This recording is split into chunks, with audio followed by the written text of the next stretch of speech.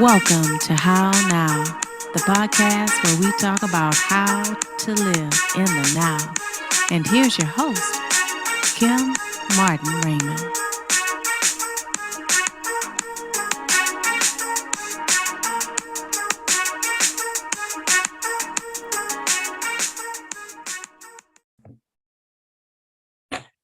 Peace and blessings, and welcome to another edition of the How Now podcast, where we talk about how to live in the now. I am your host, Kim Martin Raymond. I'm a spiritual life coach, a minister, an author, and founder of Redefining You, LLC, where I help my clients to realign themselves, mind, body, and spirit. And we're trucking along in the second season of the How Now podcast. And if it is your first time listening to our show, to our podcast, please go to www.hownowpodcast.com and find your favorite podcast platform on which to listen to the show, or you can click on the link for the YouTube channel, the How Now YouTube channel, and you can check out our shows that are coming up if you like, follow, and subscribe, or you can listen to some of our past shows that are also located on the How Now YouTube channel. Again, that's www.hownowpodcast.com. So let's get into today's show. And we're going to be talking about how children are doing more in this season. We have children who have been, going through different types of learning. We've had virtual learning, we have had in-classroom learning, and we've had a hybrid of both, since the pandemic started, and we found that a lot of our children are in need of support because some children have lost some of the skills that they may have learned, while this pandemic was taking place and people were having to be in their homes and families were having to make the adjustment.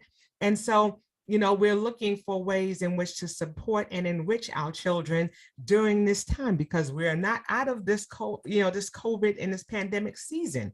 And so we're always looking for ways to make sure that our children are able to continue successfully in the education process.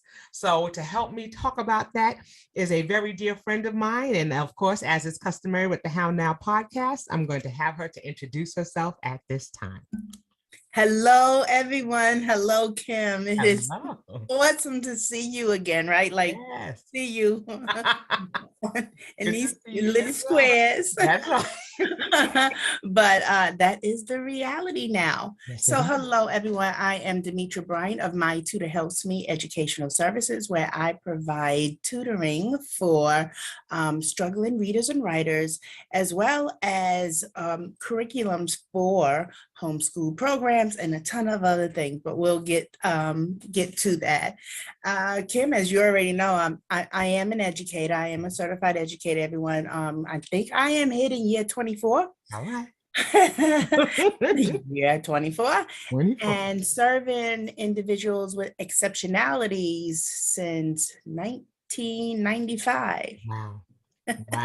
Long time. Yes, it is. A long time. And the pandemic has definitely changed the perspective of education in a lot of ways. And you mentioned some, and we'll dive in deeper even with that. Absolutely. I am so glad that you are here. You and I go way back. We go way back. And, I always give a shout out, to Tina Greer and for starting her business and giving us an opportunity to come together and to meet. So Sisters United, we give them a shout out. We give Tina a shout out, and, thank her for the many connections that she's made, with helping us as we have established our businesses.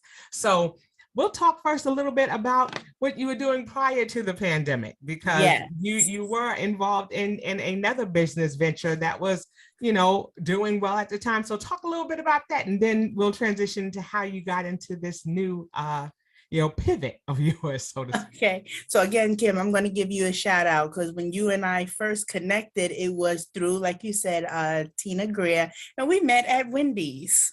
Yes, we did. The first time we went at Wendy's, and I think we hung out at Wendy's for like 2 hours. Yes, we did. Yes, Eating French fries and having some yes, we soda, did. Oh, okay, yes, of we which were. I don't think either one of us eat that. Neither one of us are eating that way at all, but we can reminisce on that. I remember what French fries taste like. I tell people, I'm like, I remember chitlins, I remember French fries, I remember all those things, but they are definitely in our past. Yes. Oh my goodness, yes, they are. And we were both sharing our books. Yes. You had a book that came out. I think you were starting a podcast then, and so yeah, so yes, I originally, and I am still the owner of Harmony Travel Getaways. I opened Harmony Travel Getaways in 2005. This past January, celebrated 17 years as a travel agency. Yes. I had independent contractors doing very unique vacations, all focusing mainly with wellness. Right. Okay, so I was escorting women around the world, mainly Mexico, where they would have the opportunity to have some awesome experiences with wellness. Yes. But when we went away like for 3 weeks, 4 weeks, 5 weeks, 6 weeks. So, and there was condos that I used there that were very Caribbean, Mexican style. So everything was very fine-tuned into their whole experience when they're traveling, because in all actuality, they were living there with me for an extensive amount of time. And it, of course, helped de-stress us. We did yoga. Of course, we went to the beach.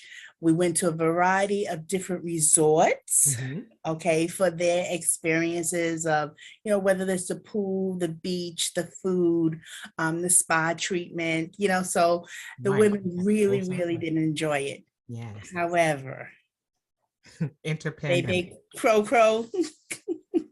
came, and as we know, the world stopped.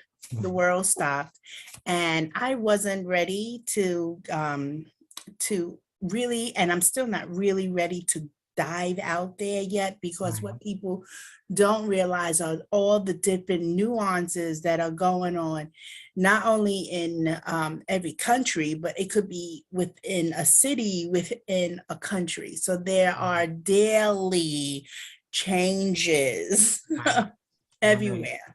So what I did was and it's weird how things work out, because December of 2019, I was officially not accepting any more clients.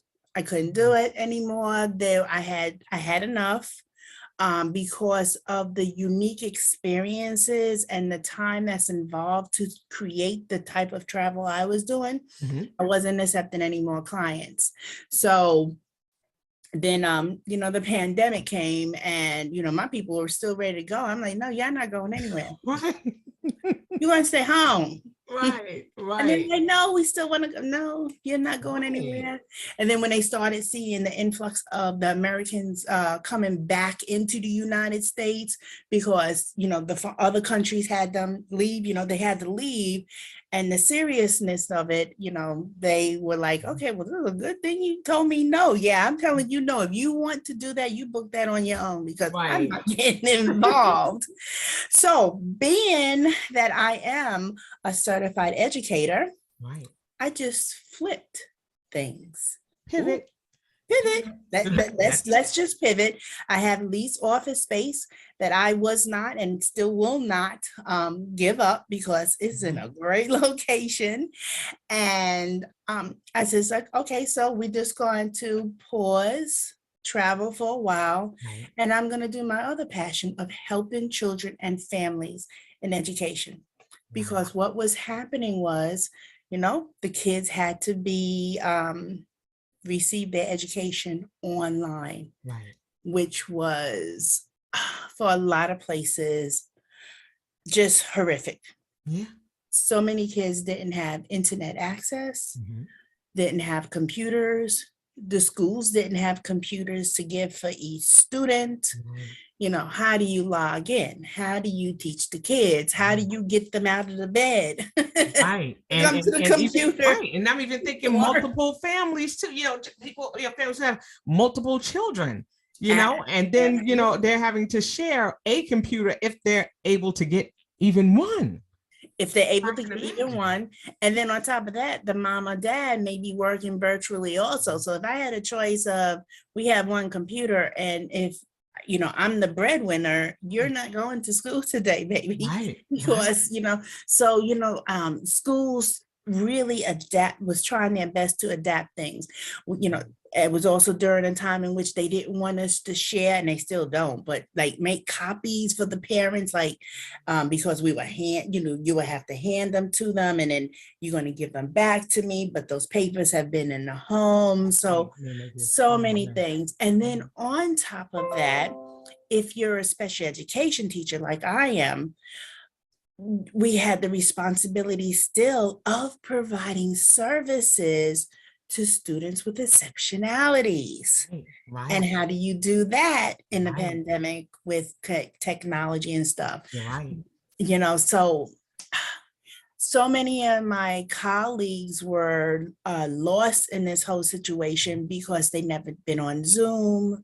They weren't on anything. Exactly. Right. They were truly educated, but because I am a business owner, have been, on Zoom meetings and attending webinars and all this other kind of stuff, I was familiar with the technology. So I had to school some of them on what you need to do, how to get your desk situated and all that other kind of stuff. Right. And I found it amazing anyway, because guess what? I have always been thinking about teaching virtual anyway, but those positions were always filled. Right. To teach virtually have always been filled. So it was a unique opportunity. So what I did was, instead of like, oh my God, I gotta teach these kids like this, I can't do this, they're not doing this, and the kids aren't turning the camera and all that stuff. I'm like, I'm gonna embrace this, baby, because this virtual thing, this gets you around the world as opposed to just within your school system. That's right. I was gonna say, I can imagine, just the changes. And then, I have a background in special education as well. And so, my concern, I was a paraprofessional, as well too. And I was thinking, oh my goodness, how are we going to teach our, children with special needs when they need the support of another person? And then there are specialized programs that are, that we use within the classroom that were not going to be able to be downloaded on a child's computer, because they, there may have been some, things that were proprietary that we were not allowed to be able to send to their home. So that was always a concern for me when we're talking about our children with special needs. But then to compound that with, children, like I was saying, have multiple families that may not have the, exposure to the technology, there's going to be some time lost. Like you said, if they can't go to school, it's just like over the summer, you have some regression that happens over the summer, when children are out for 2 months.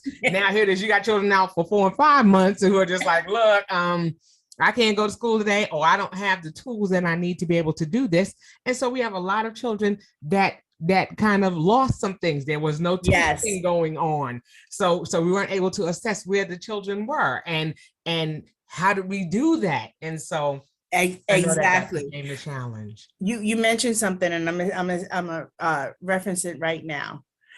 Parents, the kids in the summertime lose practically all their skills learned throughout the year.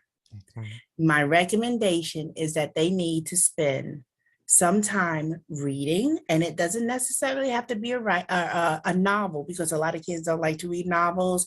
I don't care if they're reading the back of a cereal box every day. Have them read. That's right. Have them go to the store. When they go into the store with you, have them do the computations on how much things are going to cost, the estimation, given how to give the money, how to return the money, how to swipe your card, and all that other kind of thing. Because they come back and it is literally like the hardest thing to to see where they're truly at, because their brain was on shutdown from education for 2, sometimes 3 months. Right. And by the time they catch up, it's December or January of the school year. Okay. And that's now catching up, but we're 3 or 4 or 5 months into the school year, so they still are technically behind. So please look into have them read, do a little journal writing, do a little bit of math, find some programs for them to be involved in. Just anything. There's plenty of things that are out there. I was going to even say when my kids were younger, and I don't know if they still have them, they used to have them at the school box, and they used to be a bridge 2. Summer bridge 2 learning bridges. Yes, and that's what they're called. And they were bridges from one grade to the next, and so it had little activities, and I would have my girls to sit down and do the little math or the science or the social studies. I had them do the little lessons before they could go outside and play or get in the pool or do anything else. They had to do their little lessons first, because I wanted to make sure that they didn't lose any of those skills. So, that's something that you can look into too. Look online and see if there are any bridge 2. It was called bridge 2. And like if they were going from kindergarten to 1st grade or 2nd to 3rd grade or whatever, you had books like that. So always they still exist.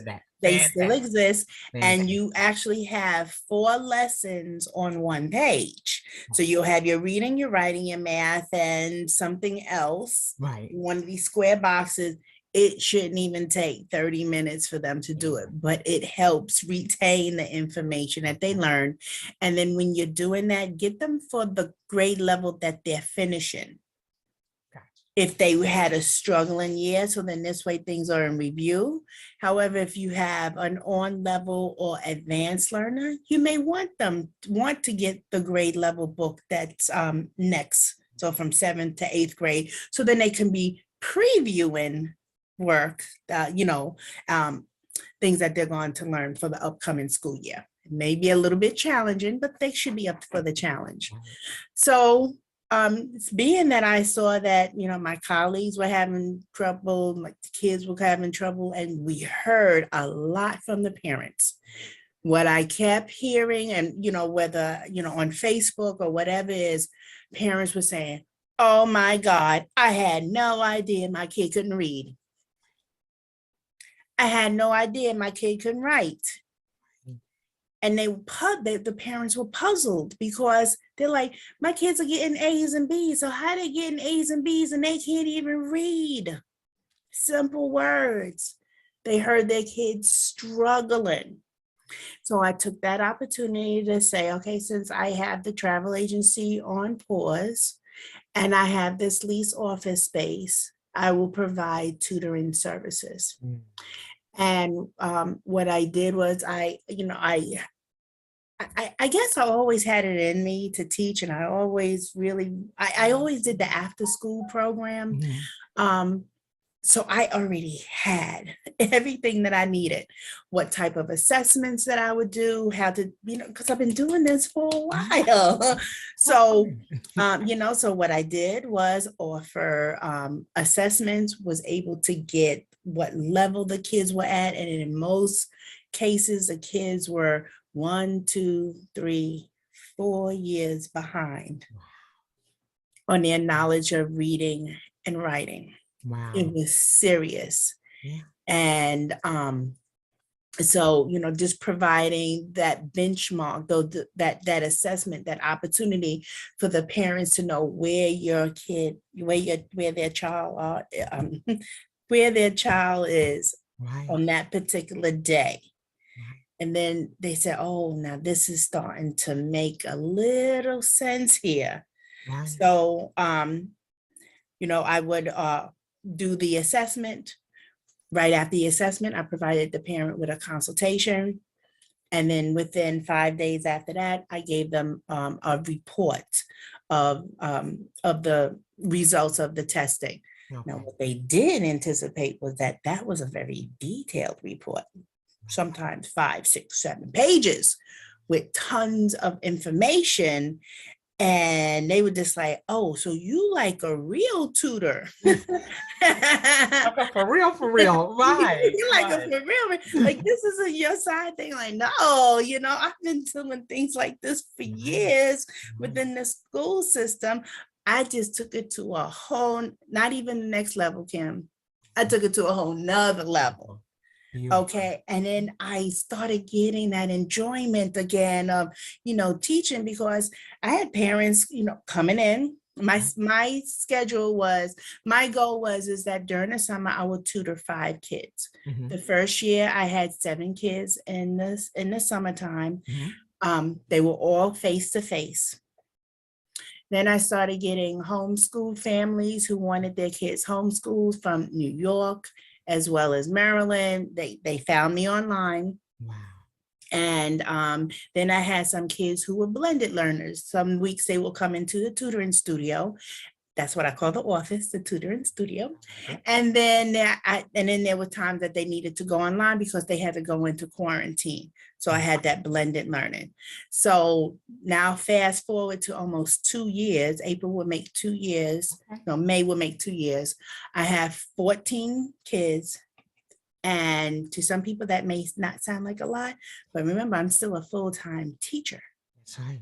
So in the after school close, I go to the tutoring studio and tutor that way, all one-on-one. This summer, we will be doing some small group tutoring, because my wait list, people have been waiting for like a year to get in. Wow. The kids that I started with the first summer, some of them I still have. They have reached their goals. The parents are like, no, no, no. No, no, no. I'm not pulling my kid from this program. Are you kidding? Because they're seeing the results. Beautiful. And I was going to say that it's so important, and I think that a lot of parents are realizing this, especially as their children were coming home and they were put in the position of having to educate their children, or having to, see where their children were at. It is so important for parents to realize that they are advocates for their children. And we were not seeing as much of that advocacy because parents were just not aware of where their children were at. And then when they realized it was like, wait a minute, no, I need to do something. So it really was a push on a lot of parents to begin to advocate and to voice their concerns about their children's education. And this is something, as educators, we've been wanting them to do. Sometimes what happens is, meetings take place and assessments are made and decisions are made, and the parents just were not involved in that decision-making process. They would just go, okay, well, just go ahead. Where do I sign a paper? Because I don't have time to get there. I can't get off of work. I can't do anything. And they were signing off on things, and their children were being pushed through programs, and they were not or pushed through grades, and they were realizing that, their children were not ready. And so, or not getting an assessment at all. They're asking for the help and they're just not getting it, because there is a process. It's just not like, the parent can say, I have a concern, you have to have meetings, you have to give us permission to do certain things, then we have to meet again after 12 or 16 weeks to present the data. Then what are we going to do with this? So, we're talking about a process that if you start like in December, when you're starting to realize that, after that first report card, my second report card, my child's not getting it, it's going to carry over into the next school year, because there's rules that we have to follow. We just can't go on and just say, get that letter, find out your child has to go to summer school, and you didn't even know that your child was having any issues, or you weren't. It really has pushed parents to advocate. Right. And of course, in 2020, there was no after school programs. There were no, summer programs, because we went out on a pandemic.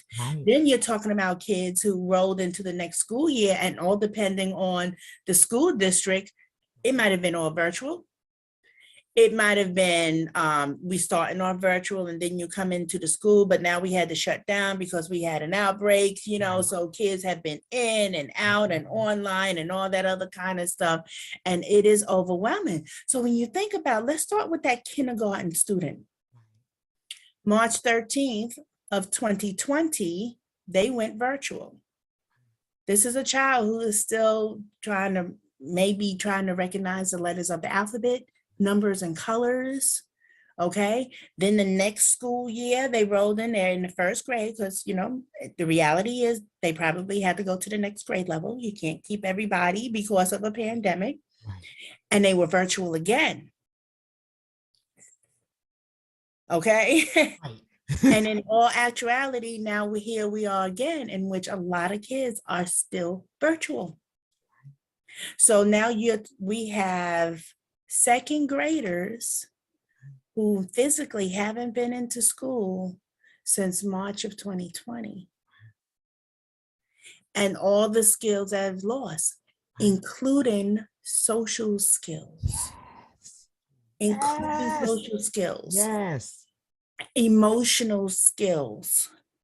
Mm, So they're coming back into the building and they are a handful.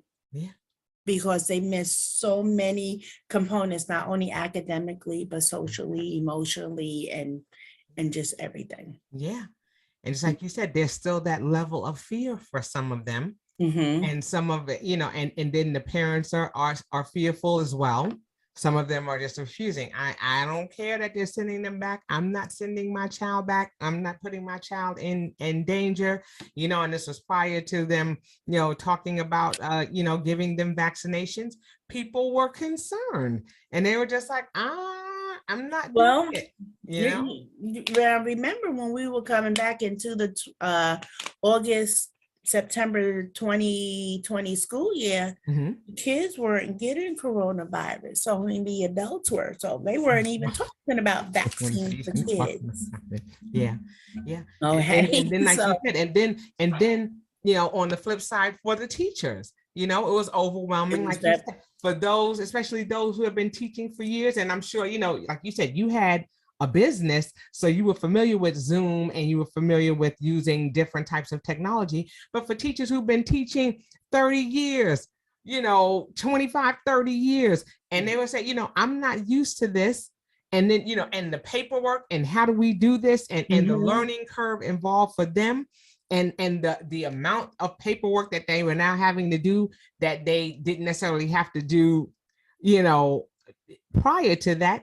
I'm sure that with the strain on them, then some of them are just like, you know what, forget it. And then we have a lot of people who have made an exodus from education for that reason. You're not. I was just about to say that. Yeah, so talk a little bit about that. And then in addition to that, we're talking about you can't even get a substitute teacher, because the substitute teacher is normally that retired teacher or somebody, you know, who has a lot of free time during the day, and they will come into the school system. Somebody who retired from business and they're coming in to help out, you know, they want to help the kids out and stuff. We can't find subs. So what happens to the teacher is that during what we consider a planning period, when the kids are going out to art or music or, you know, gym, and it's our planning period in which we have our meetings and plan lessons and make copies and do what, you know, all the paperwork that that's required, we're covering classes. Right. So we're entering classes of kids that we don't know. Again, you know, putting ourselves at risk. It's like you go into a classroom, you just want to stay in one area. I'm not moving, I'm not breathing, you know. So that is traumatizing for an adult. Yes. You know, it's like, okay, you got to go into these classrooms with your own stuff. I have to have my own pen. I have to have my own pencil. I have to make sure that everything's secure. I may stand up during this session because I don't know what areas have been cleaned or what areas haven't been cleaned. And why is this teacher out? Do they have COVID? Because it's not like you're going to be told, you know, so I'm not going to touch anything in this room. And when was the air sprayed with Lysol? So on and on, which is very taxing. And then after you leave that class from substituting, Now I gotta go to my class with my kids.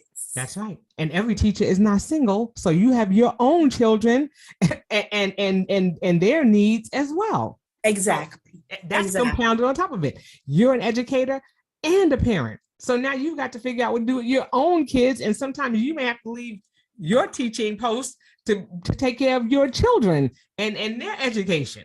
And then on top of that, school cafeterias may not be used now. The kids may be in classrooms because, you got to think of everybody's taking off their mask in the cafeteria, and, the hundreds of kids in the cafeteria at one time, as opposed to let's now go get our lunch. We're going to come back. We're going to have lunch in the classroom where, depending on the class size, you can have up to 35 kids in the classroom. But it's a much closed-in position. So that's very taxing on the mind also. Then after lunch, we got to sanitize this room. Okay, so you have to constantly have all the cleaning products because you can't rely that you're going to be given these things. So the financial strain, it's difficult to find these Clorox wipes and disinfectants and all that stuff for your own home. Well, imagine doing that times 150 kids a day. Wow. A day. Okay, you're going to come in the classroom, you're going to clean your desk. Okay, and when you leave, you're going to clean your desk. Or the next group of kids come in and they're going to clean. So who pays for that? So it's been an additional financial burden for the teachers also. So, for me, I personally feel that I can service the kids and families in another perspective, and that is being an educational consultant. Okay, so I started my Tutor Helps Me educational services, I think it was May of 2020, and it really started off as my Tutor Helps Me, but then parents started needing additional support for not only their kids, but also within the school system. I added educational services to it about a year later. So I am not that regular tutor of just reading and writing. I provide diagnostics. So let's say that there's a suspicion that the child may have dyslexia. Many school systems doesn't have a dyslexia diagnostician to do that. They do. Or, reading and writing. My students, my kids, when they come into the tutoring studio, all of them have different learning pathways. Okay, so I may see one student that physically coming into the studio, they're in the second grade, but they're reading on first grade level, and we're working on writing and penmanship because, kids, their penmanships are not good either now because they're busy typing and gaming. They don't have the dexterity. So I see kids coming in and writing like this instead of having the grip like this. So, all of that. And then after, so, I have their learning pathway of what we're going to be doing with them. And I provide progress notes to the parents. So at the end of every session, before that parent gets in the car, I have already gave them a breakdown of what we did during that session before they even, they're like, how do you do that? I'm like, while your kid is doing work and I'm working with them, I am typing notes so you can have them immediately. So if you have any questions, they can get back with me immediately. So as that child leaves, for safety reasons, I had to come up with a formula also. I then have an online student. So then this way, I don't have to wear my mask throughout the school day, and then another 2 to 3 hours in the tutoring studio. So I had to formulate that also. And so when that child leaves, I'm sanitizing the studio. Then I'm going online with the student online who now has their own customized learning pathway. And, we're rocking and rolling, getting them where they should be also. So I just started really with kids who were struggling. And then I started having some some parents come to me who kids were gifted, who needed an accelerated plan. Well, guess what? Not only am I a special education teacher, a general education teacher, I am a gifted certified teacher. See how that works? So you see how that works. And what a lot of people don't realize is that kids classified as gifted is on a special education plan. It's just on the highest spectrum. So now I service a full realm of kids. Right. Yeah. And I love it. Wouldn't have it anyway. So my colleagues are like, how are you doing as you're working? Because first of all, I understand I'm a special education teacher. So in that classroom, anyhow, everybody was always doing something different anyway, because that's how I had to roll. So why can't I take the skills I've been developing for the last 25 years and bring it into my own? There you have it. I mean, I think that's phenomenal. I mean, it's phenomenal because just like you said, they're getting the full service. They're getting the support that they need on both sides of the spectrum, like you said, from gifted to those who are having or experiencing special needs or needing, that additional support.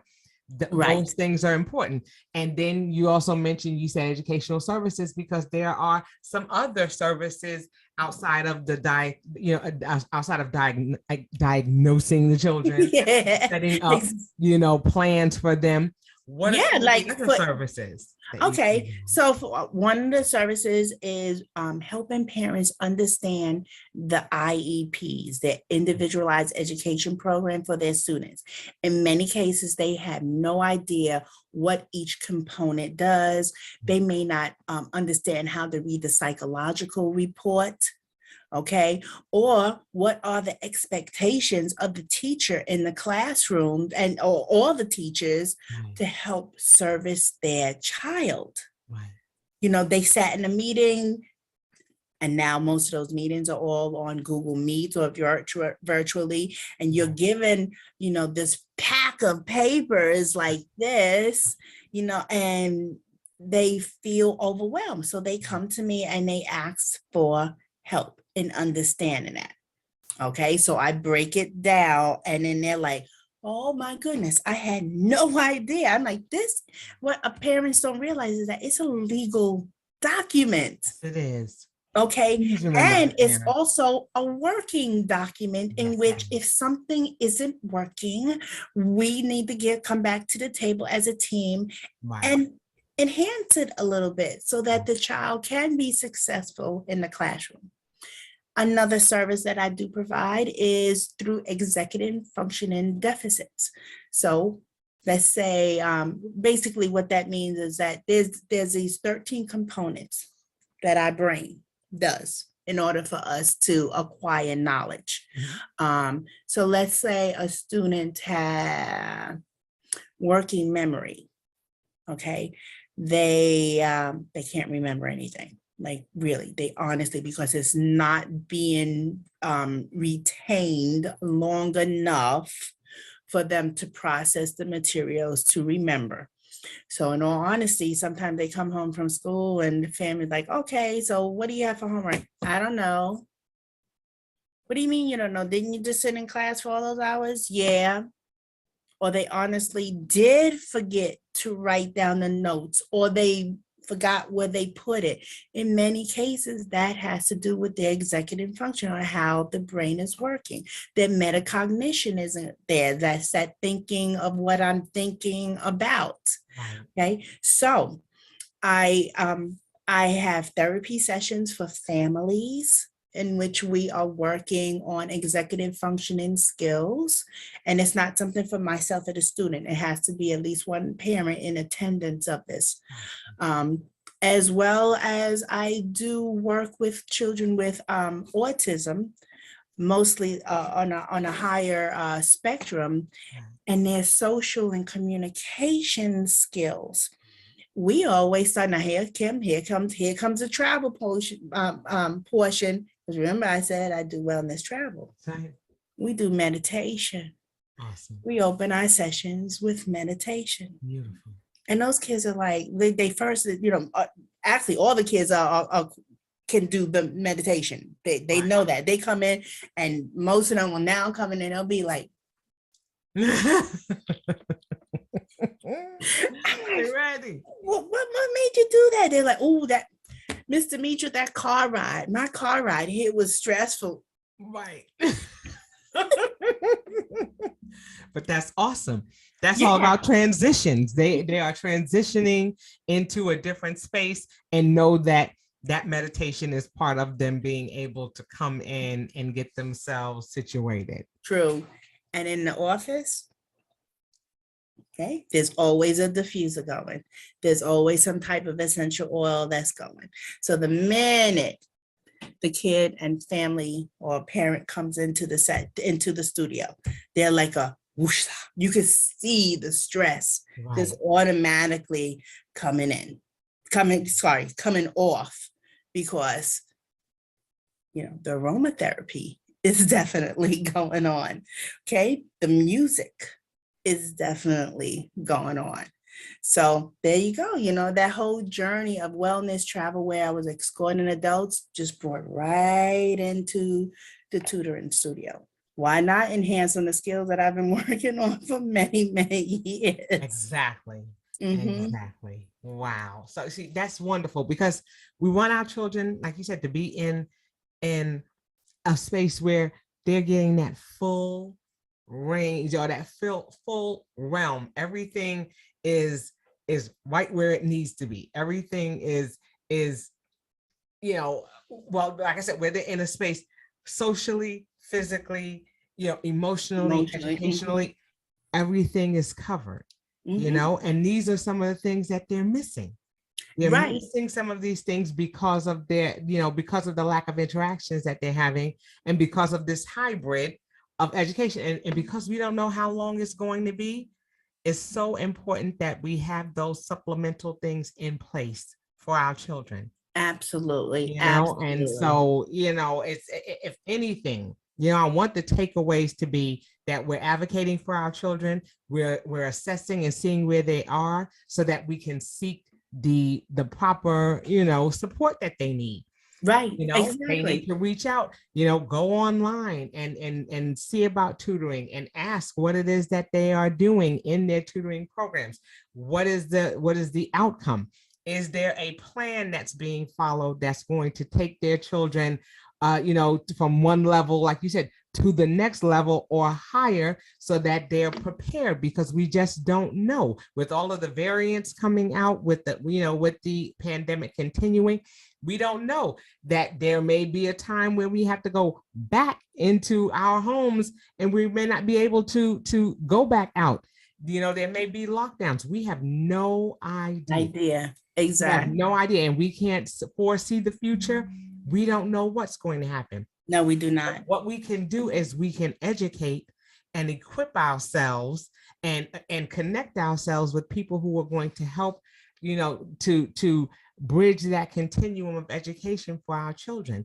Because just like Demitra said, in that 2 months, that they're off for the summer, retention goes way down. So they've lost so much already. And so it's important that, we try to get them back up to speed, because just like she said as well, they're going to continue on to the next grade. And they're, because there's a lack of testing, or there's not the ability to be able to do what's necessary you can't retain everybody. Everybody can't stay behind a grade, with the whole country. We're just going to all stay behind. We can't do that. So they have to move the kids forward and think about those who are moving on to the collegiate level.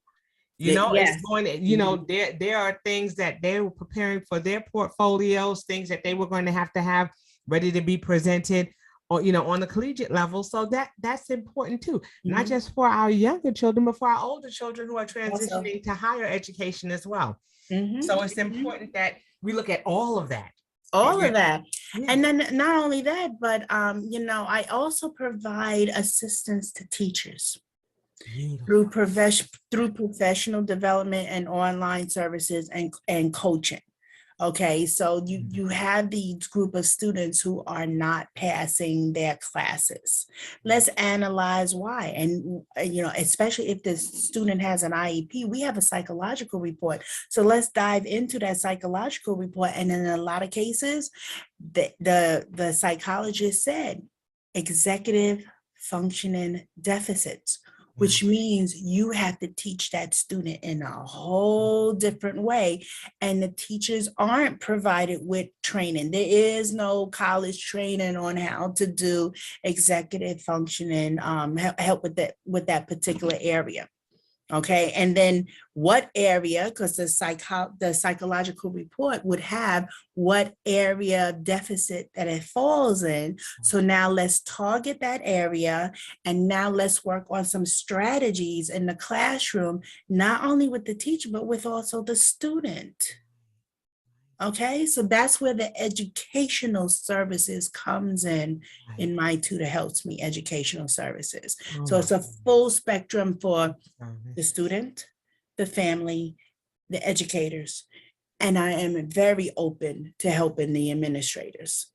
Because their jobs are very difficult also, because they have that full realness of they have to worry about the school, the cafeteria, the kids, the parents, the central office, so oh my all goodness. of that. That's it. I love that your service, like you said, it's the full spectrum, and that's what we need. We need that support. We need people like you to that are willing to take their specialties and to take their gifts and their talents and to be able to reach back and to help to support in any way possible. So I am so glad that you have been here to talk about this, talk about the importance of tutoring and the importance of educational support and those things that are necessary for our families to know for their children. And for the educators, that they need support as well, because most of them are parents themselves. They're, in addition to being educators, and they need that support as well. It's so important that everyone gets that, gets that support that they need so that they can be well equipped to be able to take care of our children. We always talk about, being educators for our children, but we have to have that self-care. We have to be able to take care of ourselves as well. So that our children are being, so that, when we're safe and we feel supported, we can in turn help our children to feel safe and supported as well. Oh, exactly. So I thank you so much for that. As we're coming to the close of our show, what I definitely want to do first is ask how people can get in contact with you. That is so important, because I know that there are going to be some who are going to have questions and say, well, I don't know. How do I know? How do I find out if there's somebody in my area? If you're in their area, how can they get in contact with you and get on that wait list and get that support that they need for their children as well? May I say something before I give out that information? Absolutely. So the question most people usually say is that, how do I do all that I do? One, I don't watch television. Okay, so I channel that energy in a different way. Two, I love crafting. So one of the things that I do is I make these reading pillows. Oh, nice. Okay, so this is like Marvel. So you got your your cartoons and stuff, and they could put a book inside of it and and stuff. And here's Alice in Wonderland. Nice. Okay, so so I picked up sewing again after 40 years. Wow. The Nightmare Before Christmas. So I love sewing. My baby loves that one. Love that one. So that's my downtime when I come home. That's what I like to do, especially on the weekends. Okay, so how can they get in touch with me? You can get in touch with me in a variety of different ways. I'm going to send you, Kim, that information. So absolutely. Facebook would be My Tutor Helps Me. Okay. Instagram would be Demitra, Dametra Bryant, Bryant. And in my profile, they'll see a bit.ly, and then it will list some things that I have for everybody. One is a book. I had an opportunity to write a book. It is called A Parent's Guide to Helping a Child with Learning Disabilities. And inside that ebook, it is an ebook, guys, and understand it is 60 some odd pages. So just don't go and press print. Right. Download it on the computer. But one page I would like to reference is that there is a sample email or letter that the parents can use if they want their child to be tested in the school system. So I really want them to pick that up because a lot of people don't know the wording to get that, to get that service. So I included that in there. And then as well as LinkedIn, it is Demitra, Demitra Bryant. Now the spelling of the names are a whole different other story that Kim and I can talk about for a whole hour. So we're not even going to get into that. Right, because it's DA on the Instagram. Correct. And it's DE on the LinkedIn. Okay. Correct. On the Instagram one, I would like everybody to take a look at that one. Besides the link tree where you can get some freebies and stuff, I have this month, what is this? February, Black History Month. I featured the Build Your Child's Library little event. And what I did was I featured a children's book every day from preschool all the way up until really kind of like middle school, high school, in which either the author is a Black author or the main character is someone of brown skin. Okay. And so I think today I'll be featuring book number 30. All right. Yeah, I've been following. They've been great choices that you've picked for the books. And what I haven't been doing is giving like what the story is about and everything, because I want people to pick up the book and look at that for themselves. Yes.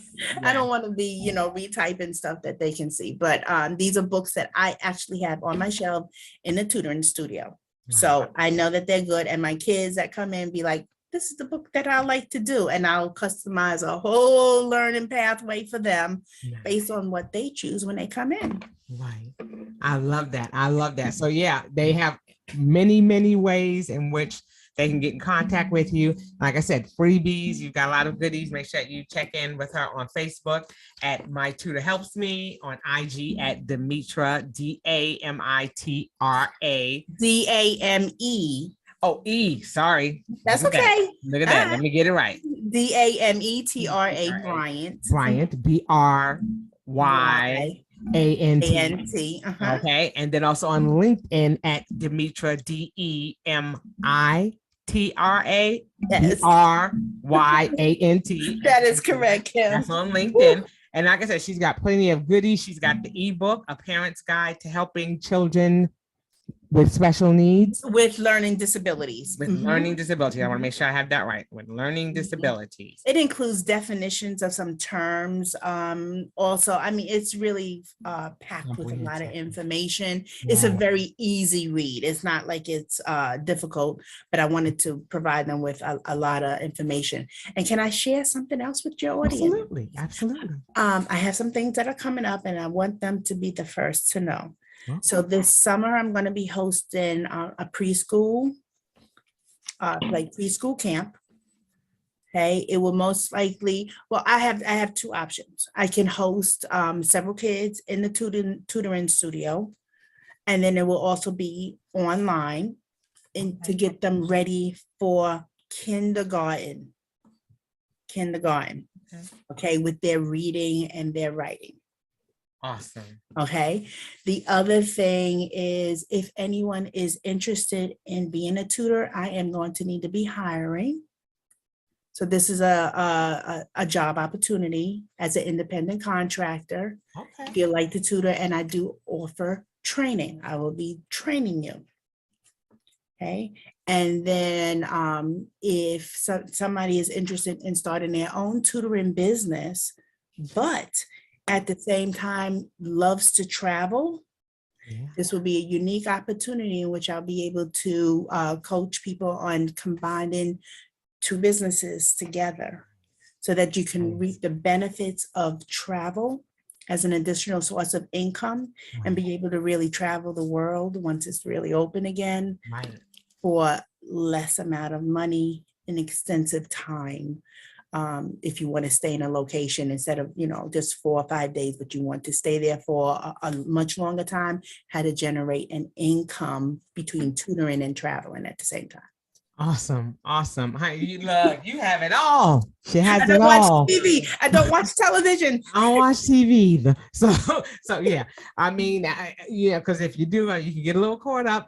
Sometimes it's good just to, you don't want to be, socially aloof, but you find out just enough to know what's going on in the world around you, but don't get captivated by the television. No. Use your imagination, open those books and explore things in your mind. Those are the things that we hear about. You used to hear about that with reading Rainbow, growing up, and all of those things like that. We talked about the importance of reading books and how that helps us to stay abreast of things that are going on also. It's funny you mentioned reading Rainbow, because I picked up LeVar Burton's book just the other day. It's called The Rhino That Swallowed the Storm. And I forgot to bring it to the tutoring studio yesterday, and the 3 kids were like, "You promised us a new book. You promised us." I'm like, "Okay, I'll remember the next time." Okay, she's gonna get yeah. She got a lot going on, kids. Okay, so she's gonna bring that book. She's gonna bring that book. But thank you so very much for coming on and for sharing all of your knowledge and your expertise and ways in which people can get in contact with you.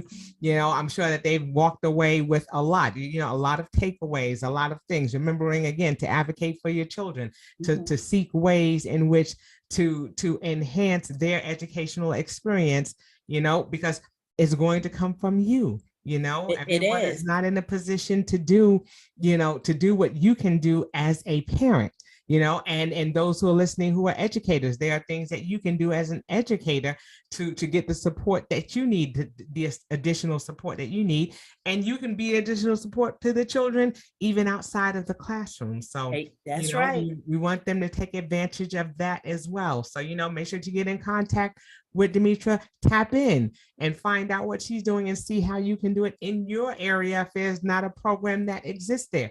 Be that person that creates the table. Be that person for someone to come up to. That's right. Be the one that starts, what needs to be, available in your area. Sometimes it's for you to pick up the mantle and be the one to start something in your particular area. So again, Demitra, I thank you. I always ask my clients, I always ask my guests. Okay, I'm getting it all. It's all good. I always ask my guests, what they're doing now, and you shared that with us. I'm glad you were talking about that you don't watch TV and that you are getting back into crafting. And those are the things that help you to be able to navigate in this new space that we're in. For the amount of time that we're in it, we're seeking to do things and to learn things that we're going to be able to do long term, that are going to help to provide that self-care so that we're in a position to move from fear and into a space of education and learning and growing, so that way we can be that strength, that pillar of strength where we can reach back and help others. And Demitra is a beautiful example of that. Thank you, Kim. Thank you again so much for being. It was so wonderful to see you again. We are Same always here. Sisters United, always. And we will find a local vegan restaurant to go to. Yes, we will. Yes, we will. So next time we won't be sharing French fries. We'll be sharing something else. We're doing good on our wellness journeys, and we're going to continue to plug forward in that. Okay, and with that, that will do it for this edition of the How Now podcast, where we talk about how to live in the now. And until we see you the next time, I say peace.